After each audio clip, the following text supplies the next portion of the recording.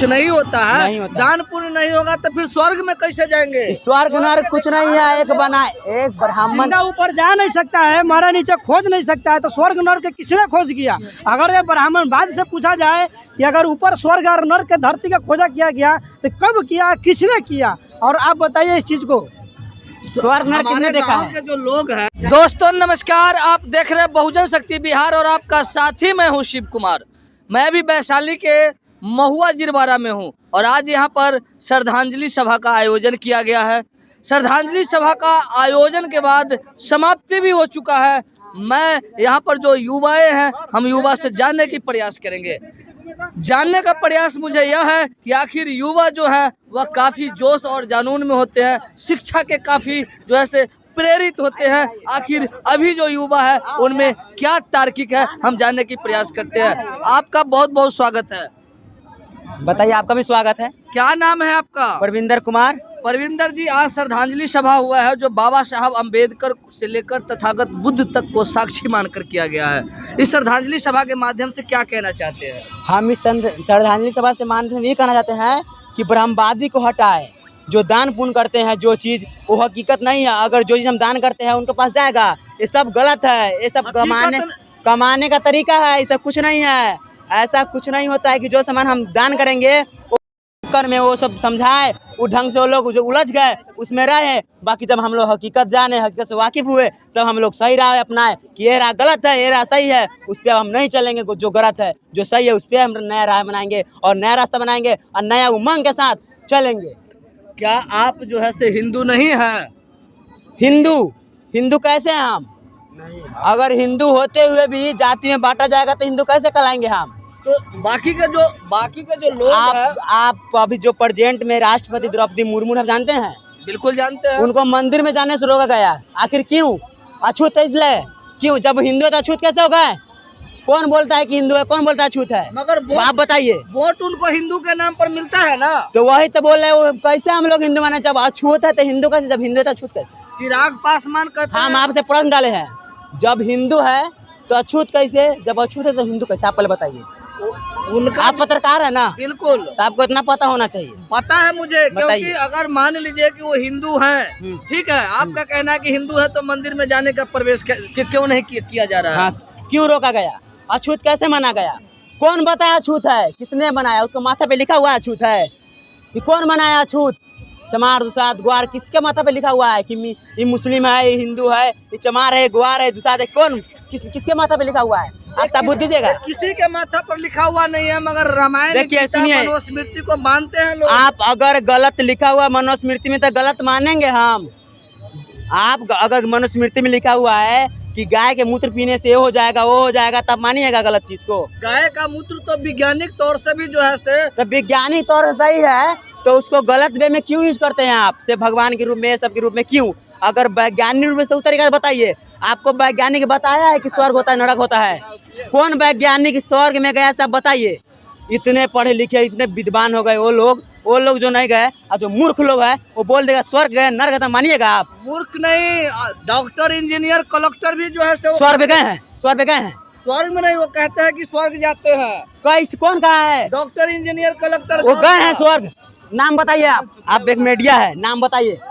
हमारे समाज में आपको ये जानना जरूरी है कि जो इंसान स्वर्ग में गया है उसको नाम लेके तब अगला दिन प्रश्न डालना चाहिए आपको। आज भी गाँव में जब शादी होता है, मटकोर होता है, हमारे समाज में डॉक्टर, इंजीनियर गाय के गोबर को गणेश मानते हैं कि नहीं मानते हैं? गणेश सब कैसे मानिएगा? तो हलवा बना के खा लो उसको, गाय को गोबर बना, गाय गोबर का शुद्ध मानते हैं तो पूजा करते हैं ना, बोलते हैं कि रिद्धि सिद्धि की देवता है। रिद्धि सिद्धि का देवता है, जो वही ना बोले कि जो चीज गलत होते हुआ आता है और जो चीज में हकीकत से वाकिफ हुआ है वही ना आप सही रास्ता अपना रहा है। आप कब समझिएगा?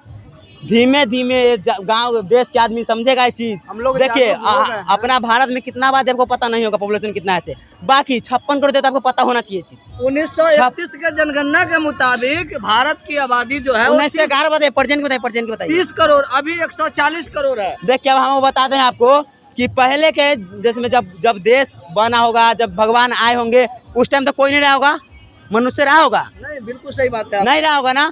फिर भी उस टाइम कितना 56 करोड़ देवता है। आप एक भगवान को हमको दिखा दीजिएगा। नहीं, वो तो आप शंकर जी को कैसे देखे? शंकर जी को आप कैसे देखे बताइए हम। हमारे लोग रामायण गीता से मानते हैं। तो रामायण गीता से मानते हैं तो आप राम जी को कैसे देखे हमरा बताइएगा।